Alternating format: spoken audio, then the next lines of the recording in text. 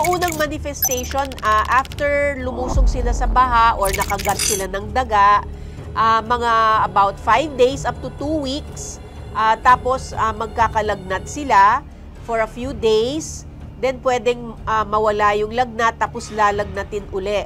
So during that time, meron din nagkakaroon ng pananakit sa kalamnan, muscle pains, especially sa binte, at naninilaw. Tapos hindi na iihi. So pag naramdaman na yon, sobrang malubha na.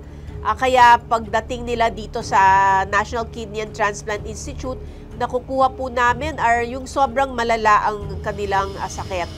Kailangan namin i-dialysis, mga 1 linggo sila dito sa hospital, at yung iba nagkakaroon ng pagdudugo sa baga. So yon, grabe na talaga yon kasi pwedeng mamatay.